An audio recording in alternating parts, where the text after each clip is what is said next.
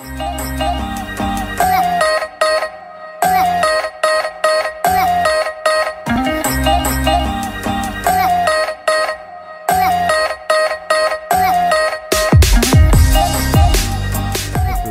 Lacoste m'a contacté directement pour me proposer bien sûr de piloter en tant qu'entraîneur, sélectionneur le staff de l'équipe de France féminine, mais aussi pour vraiment essayer de redonner un souffle au développement du rugby féminin à 13.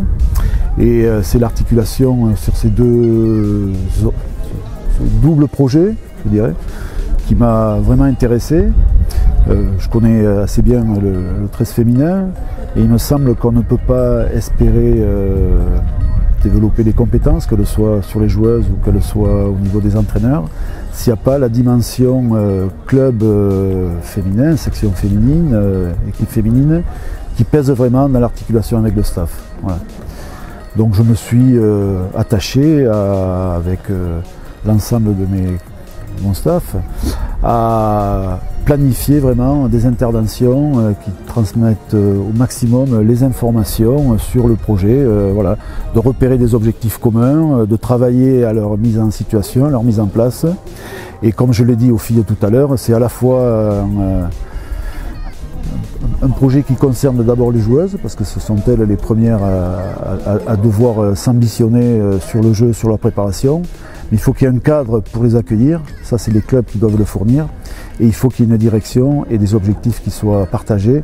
Et c'est, je pense, à moi et à mon staff de les fixer.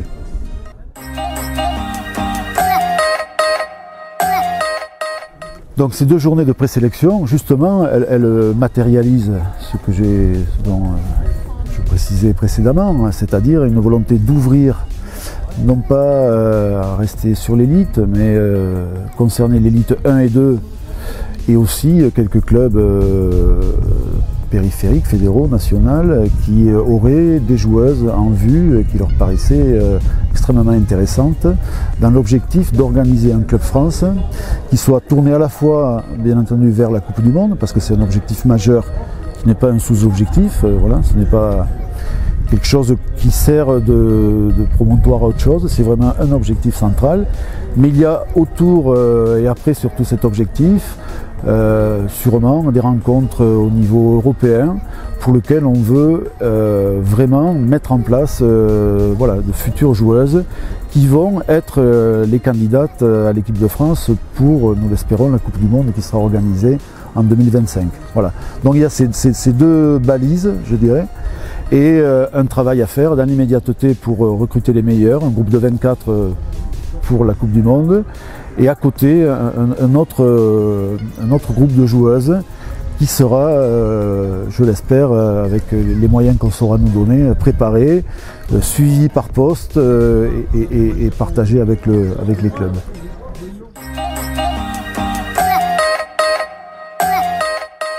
Donc l'aboutissement de ces 2 journées de présélection, c'est dans 12 jours déjà à Bordeaux, où il y a un stage d'organisé du 28 au 30 mai dans le cadre du club de l'UBB de Bordeaux. Voilà, c'est un environnement extrêmement professionnel.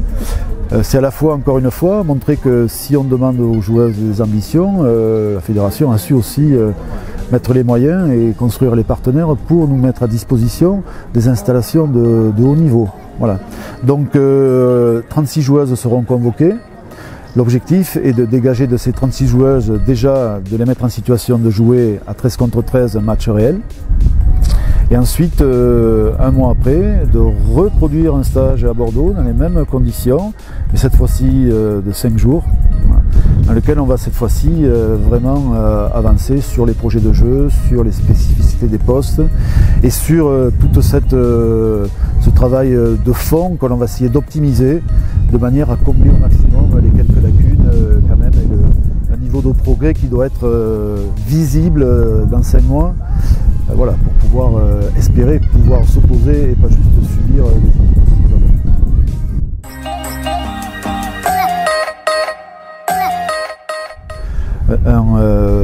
il est prévu un match amical courant octobre contre une grosse équipe. Voilà, c'est encore pas signé, je dirais, donc je n'ai pas d'informations plus précises à donner. Mais il était très important pour nous de pouvoir accoler au départ à la Coupe du Monde, qui se fera début novembre, accoler un match amical, de manière voilà, à être dans le rythme et dans la compétition de haut niveau qui nous attend.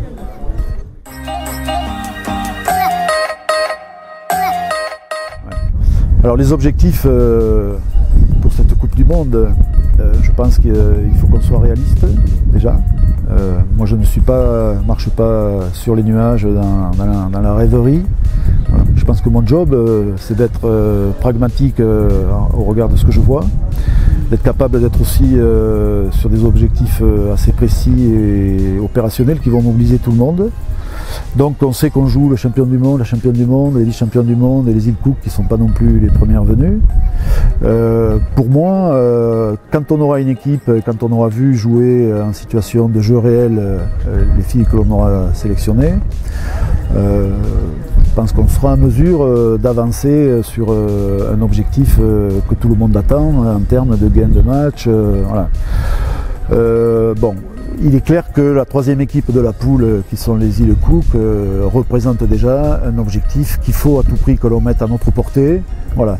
Et que, bien entendu, les deux premiers matchs qui seront d'abord la Nouvelle-Zélande et ensuite l'Australie seront des matchs pleins que l'on va jouer, voilà, pour, comme je le disais, s'opposer.